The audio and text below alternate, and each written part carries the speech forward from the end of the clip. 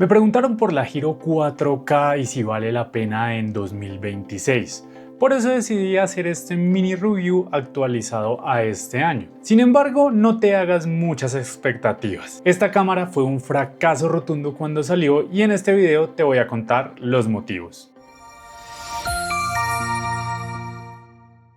¿Qué prometía la Giro 4K y qué pasó con ella? Cuando salió al mercado muchos pensamos que se trataba de una versión mini de la Giro 13, como había ya hecho GoPro unas generaciones antes.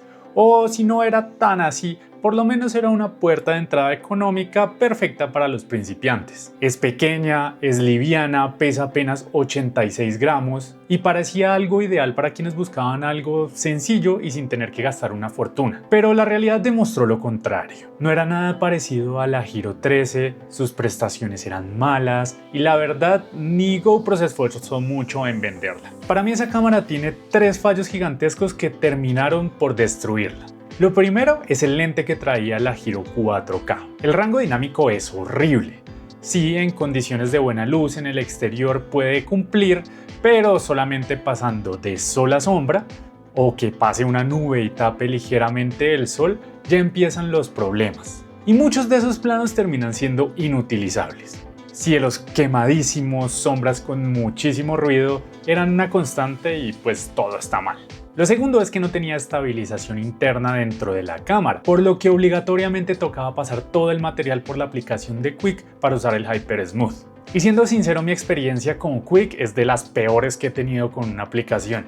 Las actualizaciones no ayudaron mucho en su momento y exportar clips grabados en 4/3 era casi que imposible, generaba muchísimas pantallas negras y no dejaba. Sinceramente espero que en este tiempo lo hayan arreglado. Por último, el problema más insólito que jamás he visto en una cámara es que la batería de 1255 mAh primero no se podía reemplazar y segundo se drenaba más rápido estando en un cajón guardada que en uso.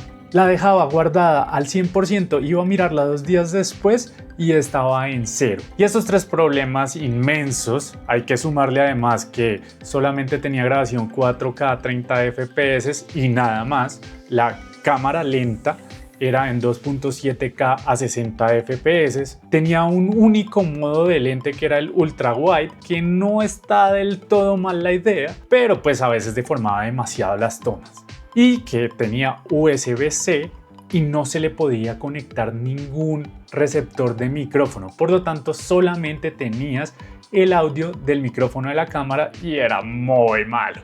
Para cerrar todo esto, el precio era muy alto. Si bien semanas después del lanzamiento que hizo GoPro en 2024 fue cayendo, no entiendo por qué a estas alturas de la vida y en los últimos meses me he dado cuenta, ha vuelto a subir el precio de esa cámara. Pero como GoPro no aprende de sus errores, en 2025 sacaron una versión que llamaron la Lead Hero, que ya lo dije en el video hablando de esa cámara en su momento, que te lo dejo en una tarjetica en pantalla y también abajo en la descripción de este video. Fue una cámara que lanzaron por lanzar, porque creo que ya la tenían hecha y no le pusieron ni siquiera 5 de voluntad para venderla. Esta vez de verdad, si con la Giro 4K no se esforzaron, con esta sí es que no hicieron absolutamente nada. Y los entiendo, porque ¿para qué lo hacían? La Lead Hero es básicamente la misma Giro 4K del año anterior, con 4 lucecitas LED que ni siquiera son muy buenas que digamos y no ayudan mucho.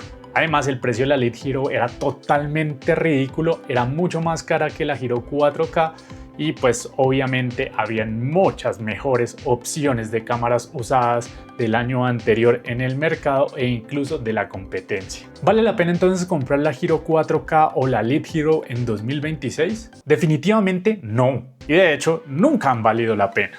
Por lo que cuestan esas cámaras, hoy en día puedes encontrar mejores opciones como por ejemplo una DJI Action 4 o incluso opciones de segunda mano de la misma GoPro como la Giro 11 o la Giro 12. Cualquiera de esas le pasa por encima sin lugar a dudas. Déjame en los comentarios qué opinas de esta pequeña cámara de GoPro y si tú también caíste en esta trampa. No olvides suscribirte al canal, que me ayuda bastante para seguir haciendo contenido, y nos vemos en el próximo video. Por acá en pantalla te estoy dejando algunas opciones que seguro te serán demasiado útiles. Chao.